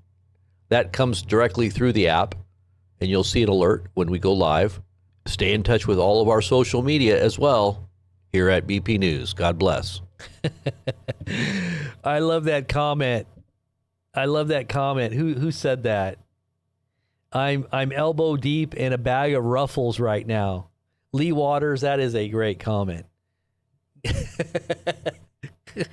Elbow deep. Give me some of that Ruffles. Potato chips. All right, so somebody post the link for me in the chat. There you go. Well, Al, there you got the Apple download. There you go. Freedom Deep. Thank you so much for that. Freedom Deep, and you mods are great. Get that link out there for you guys to join and get connected. We're going to be definitely putting more product out there that's going to help facilitate your confronting the times that we're in, because it's going to be a confrontation. It's going to be like a war. It is already a war for your heart and soul. And definitely seeds are a part of understanding the spiritual realities. That's why Jesus taught all about seeds. That's why the Word of God is a seed. It's there's something about a seed. Humans, when you're born, you come from a seed. Seed time and harvest. Understand the parable of the sower and the seed, Jesus said, and you'll understand all the parables.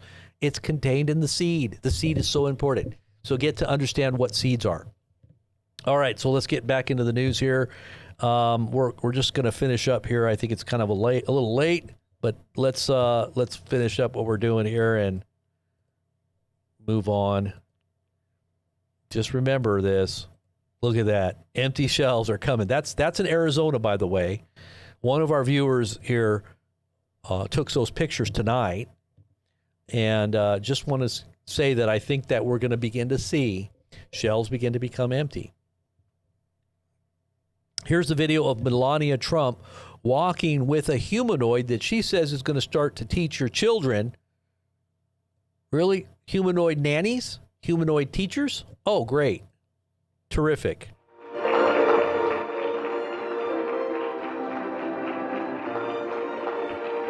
So elegant. So amazingly beautiful. Oh, I just love the way she just strolls down there with this humanoid robot. Hey, humanoid, stop. You're supposed to stop. Did you not get the cue? You're supposed to stop. Where are you going? That's like Trump walking out in front of... That reminds me of Trump walking out in front of the Queen. He also did it with King Charles, too. Did you see that? Totally breaking protocol. You're not supposed to walk in front of the Queen.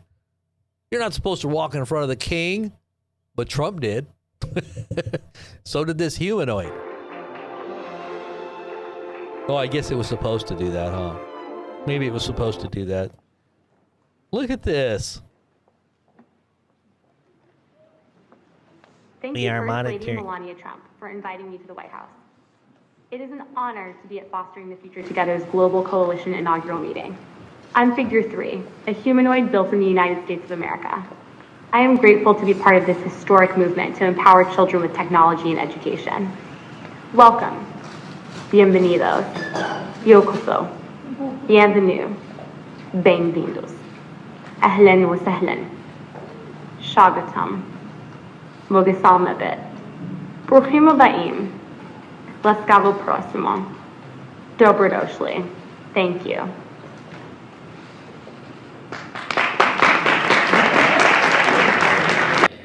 She sounds white. Like it sounds like a white humanoid. A Nordic humanoid that wants to try to be a global, in touch globally. Interesting, huh? Amazing. The U.S. Postal Service is going to impose an 8% surcharge on packages to cover rising fuel costs. Oh, great. It already cost me an arm and a leg to send stuff right now. I mean, a little package cost me $20. Now it's going to cost me, what, $30? Literally, I send a small little package and it cost me like, I sent a little package like this, it was like $15, and then depends on where it goes. It could be 20, 25. But if you're in a postal service type discount, third party type thing, sometimes they give you a little discount. But still, you go to the post office and try to send a package. I sent a little flat the other day, just a small little flat, and they wanted $12 for it. $12 for a flat. It was just like a little small little, like envelope size, but a little bit thicker. But it couldn't go as an envelope. So it couldn't go as a flat either, because a flat has to be exact. Like, it has to be so thin that it can fit through like a little slot. They got this little slot. It doesn't quite fit. It's got a little bit of rub. This is going to cost you $11 instead of like $3 or $4. It's going to cost you $11 or $15. Now it's going to cost you $15 because 8% going up now. Instead of $11 now, it's going to cost me $15. or you, or whatever. You know, boxes are going to go out. When you try to ship a box, it's going to be an astronomical amount of money now. And this is all because of gas prices. Thank you, Donald Trump. Once again, another tax. Trump claims that he's considering calling in the National Guard to manage airport security amid partial DHS shutdown. What? DHS? I thought he was bringing in ICE. Now he's going to bring in DHS? Oh, he's got to blame somebody for the chaos going on in the country. Wait till the No Kings protests. Oh, I'm sure there's going to be all kinds of chaos after that. I'll bet you there's some kind of black swan event as well, or maybe a few. I wouldn't doubt that there's not going to be some crazy going on this next weekend. Just remember I said this. I think there's going to be crazy going on in these protests. I would suggest you don't go to the protests. Don't go to any of these protests. Stay away from any large gatherings. Just be safe. Pray for them. Pray for the country. Pray for the president. Pray for everybody that's involved in this war. Pray for our enemies. Ask God to just secure your environment as well, because I'm going to tell you what, we are in a time of great tribulation. Great tribulation is upon the land. Iranian military says it is fully prepared for escalation. This was earlier this morning or this afternoon. Iranian military says that it will open surprise fronts if the United States launches ground attacks on the island. What are these surprise fronts? I wonder if it's going to be something that happens inside the U.S. Could that be another front? I don't know. Surprise. They say surprise. I don't know. That's going to be, I'd be wondering if it's a surprise here. The United States, this was two days ago, the United States is deploying 3,000 paratroopers from the 82nd Airborne. They dropped into Afshan to secure the uranium. They're expected to be dropped into Isfahan to secure the uranium. And that's the area where they bombed, you know, the area they bombed it. They're going to send in our guys into there. My gosh. I pray for these guys, man.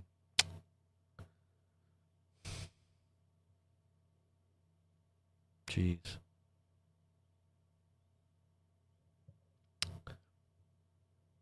Iran rejects ceasefire proposal by the United States and says it will not negotiate with a party that violated agreements. You know, it just seems like he was trying to blame Hegseth in that little video clip, making it seem like it was Hegseth's idea. Because I think he realizes now what kind of a hornet's nest he just whipped up. And it's all Hegseth's fault.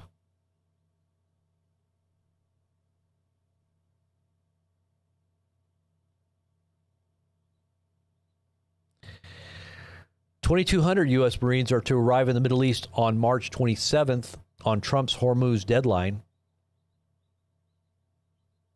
It's from today. Axios reports that Iran has rejected the U.S. 15-point plan.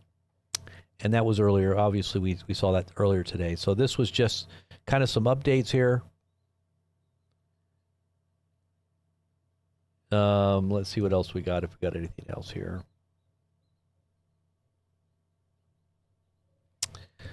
And one last little bit that I might just look at here. Let's just see if there's anything more here.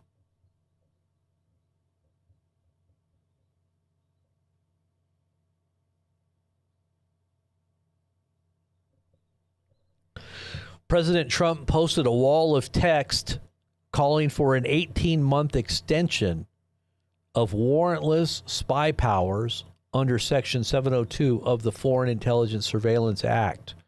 FISA authorizes the government to use intelligence to spy on foreigners abroad. And it was a pretty large post. He does do these huge, long, paragraph-long sentences without pause, with lots of caps. I wonder why he doesn't just get somebody to dictate and organize his thoughts. the other day he was writing so much, he was talking about, he used the word which. Instead of which, like which way to go, W-H-I-C-H, he uses W-I-T-C-H. And it's in the context of, using magic on people, because people need to believe. They need to trust the plan. They need to have some hopium that everybody's going to bow to Trump and give him what he wants. All of our enemies are just in stark terror of the power of our military. Not. But he uses the word witch. And we've been talking about that word witch lately and how it's actually the word for MAGA in about 4 different languages. Magician, witch. There's just a whole bunch of, occult symbolism in that word. But anyways, Peter Schiff says this. Let's see what Peter Schiff says. Economist Peter Schiff warns of an economic crisis worse than 2008 as a result of the Third Gulf War. And what Peter Schiff had to say was this. As inflation causes home ownership costs to soar, including mortgage rates, insurance, utilities, maintenance, taxes, real estate prices will crash. The recent collapse in mortgage and refi applications is the tip of the iceberg. What lies beneath is a crisis far worse than 2008. We are headed for a full-blown financial crisis. February import prices spiked 1.3%, while export prices surged to 1.5%, annualizing to inflation rates of 16.8 to 19.6%. That's before oil rose 50%. Unless the Fed raises rates several hundred basis points, inflation will skyrocket. Oh, boy. What a mess. What a mess.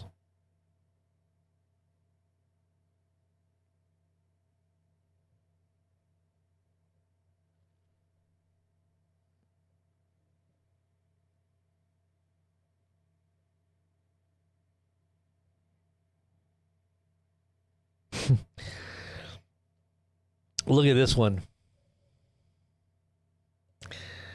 So this one, whoops, so I made a mistake there. Sorry about that. I'll just read it to you. It says, Trump and Netanyahu are going to destroy the European economy.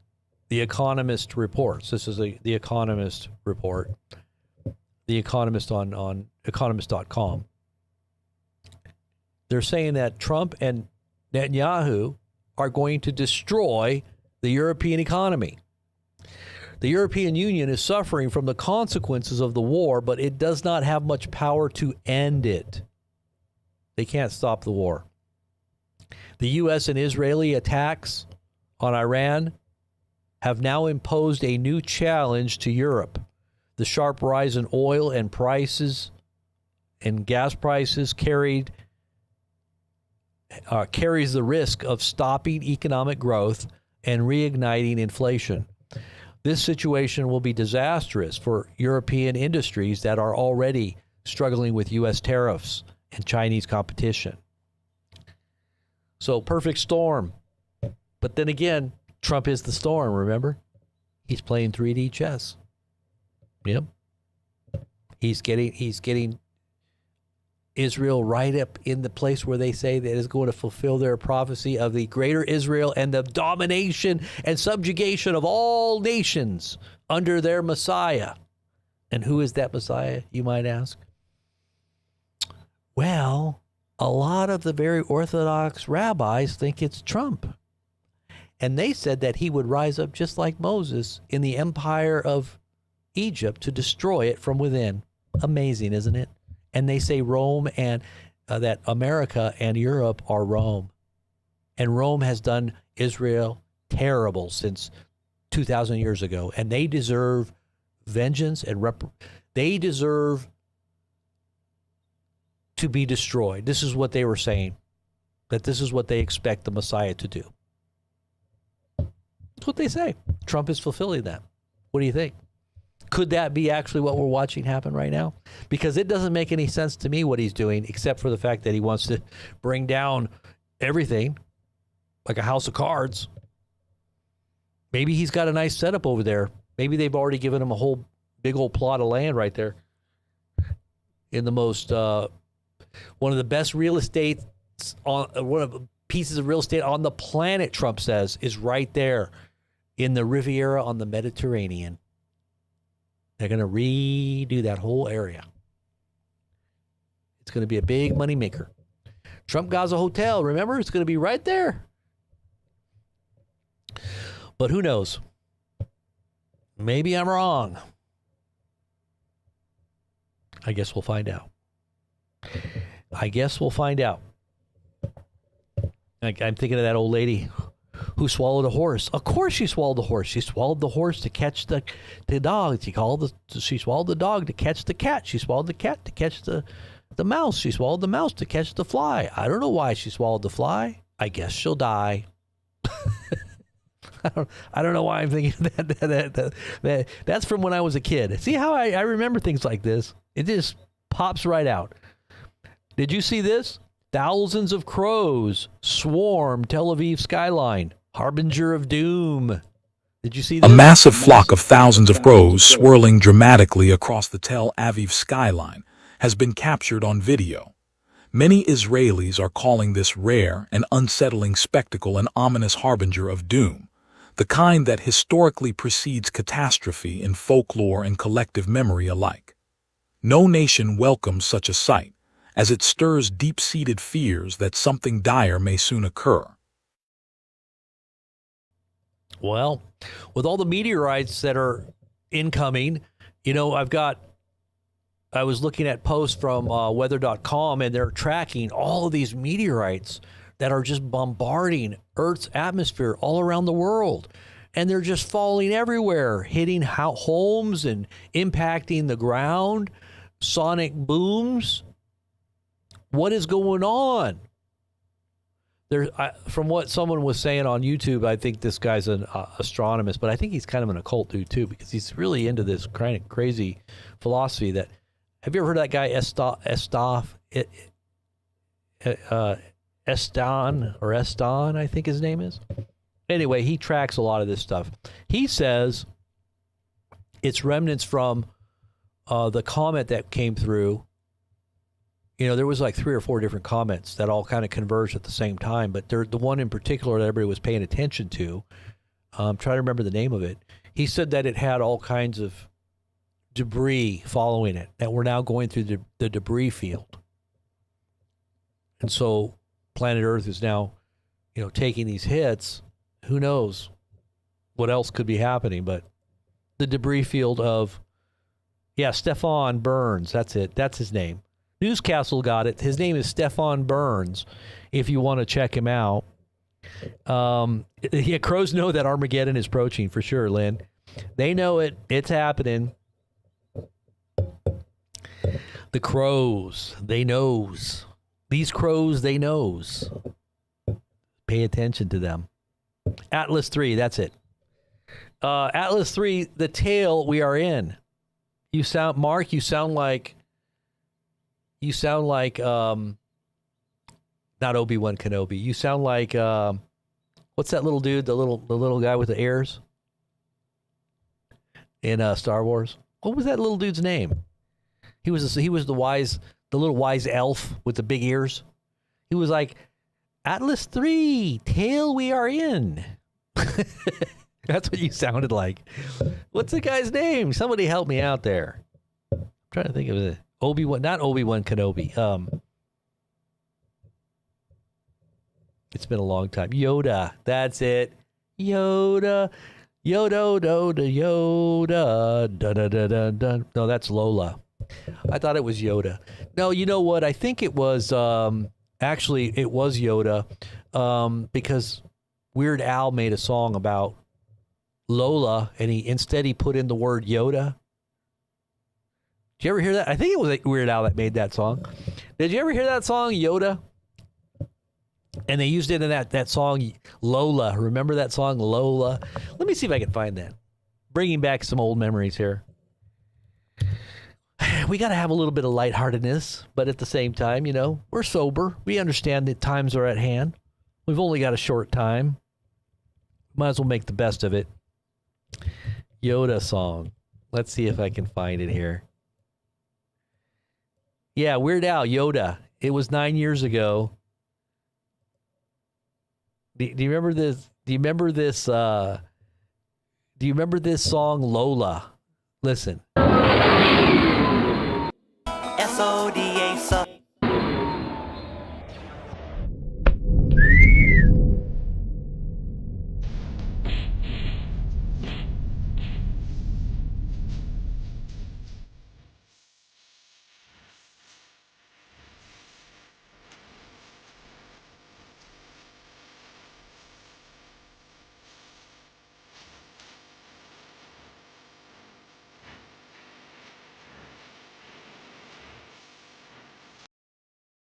I can't play the whole thing, otherwise I'm going to get a copyright. So that was the gist of it, but that's what it reminded me of.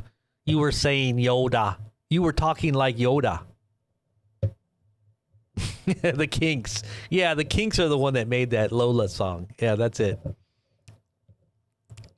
You saw Weird Al at Summers, Milwaukee? Yeah, I liked you, Weird Al. Lola is a transgender song? Really? I didn't know that. I never really got into the lyrics. But hey, we all at one time had a day in the world, I think most of us have. Unless of course you were born a saint. And you never experienced the world. But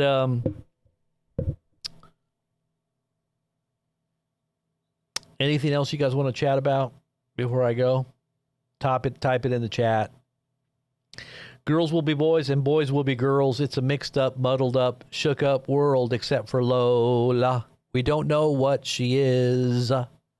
She could be a boy or a girl. Dun dun dun dun dun. Lola is a man, but he wants to be a girl. That's pretty crazy. You're in the end times when you got this huge percentage of people that now identify as transgender, especially the younger generation. I think it's like 30%. 30% of young people now say that they're somehow a transgender or gay or bi or whatever. Like, that's just bizarre, man. I'm just telling you.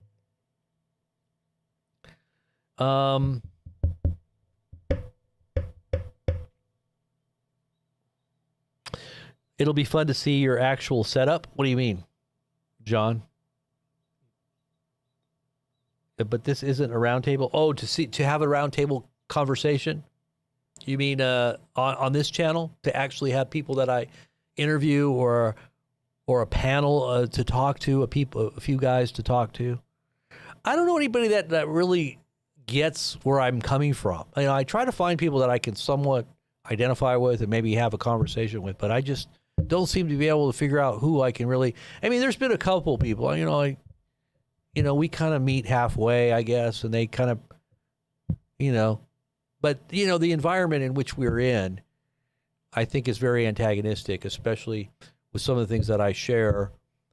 A lot of people don't get it, especially people that, have their own identity and their own beliefs, and everybody's kind of mixed up anyway.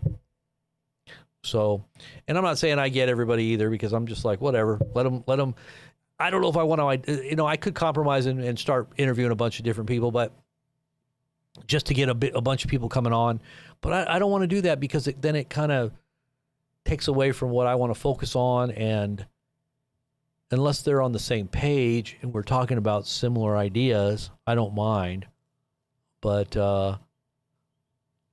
when you got people that, I don't know, it's just, there's a lot that goes on with that whole thing. Beloved is Chewbacca, always saving your bacon. You're talking about my wife? She's nowhere to be seen tonight. I don't know where she's at. Did she save me tonight? She did post a little bit here on Telegram tonight. But she's really good at the Telegram stuff. She posts a lot of news. She's like a news hound. My wife does a lot of the news houndy stuff. She's always looking at news. But hey, did you guys make the meeting this morning? We had a great meeting this morning. If you missed it, if you didn't make it or you didn't see it, wow, I didn't see this part. This part of the footage, I didn't even see this. I mean, let me show you guys this part right here. Look at this. If you missed the meeting on the Ministries channel, you need to go back over there and check it out. Go watch the archive on that, and start watching videos that we've talked on. You know, we get into the depths of Scripture, and usually it's pretty improv. Look at that! Look at all those birds! Look at all those birds on the ground! What in the world is going on with those birds? I didn't see that first part. But we get into the depths of, you know, and I say it's the basics, because really basics nowadays are actually the depths for those who are what we call the churched. Back in the day, people were a lot more literate, biblically literate. They were much more educated in different ways, especially with hands-on experience too, with how things work in the world. Nowadays, we're so caught up with technology, we've lost touch. People don't even know how to write anymore, you know, because they're so caught up with technology. They don't even know how to write. They don't even know how to write their name anymore. But getting back to the reasons why, you know, I brought this up was because if you get into the basics of Scripture, it is so deep. It's like looking through a portal into a world that you've never seen, and it's eternally there. It's just like the vast expanse of space. If you were to take what they call those telescopes that look into the deep parts of space, I forget what they call them. It just goes on and on and on and on and on. And that's what happens when you look into the Scriptures. You really start meditating on Scripture and applying it to your life. You could live 10, 50, 100, 1,000 lives and never plumb the depths of what you can learn from that book in application. And I'm talking about real knowledge that is applied, not just head knowledge. I'm talking about applied knowledge that opens the door to understand the Creator. When you understand and have connection to the Creator, then you begin to understand things on a level that you're not normally going to get just from, you know, theological or doctrinal or, you know, educational knowledge. You're going to get something much more relevant that is eternally. It's not only time and space relevant, it's eternally relevant. It's eternal relevant, eternity relevant. It is made, this information and what ushers in a communication with the Creator is made for you, specifically for you to tap into. It's a key that you were given and that was given to humanity to use, but most people aren't using it. They're not tapping into the information. They're not using the key. It's right there in the Scriptures. All you gotta do is pray when you study and ask God to reveal it to you. That's it. What does it mean? God, open my eyes, help my heart to see, and get away from my mind all the bias of whatever, you know, Darwinism has taught or secularism has taught or whatever ism out there has taken away from the information that is contained therein. It's very clear.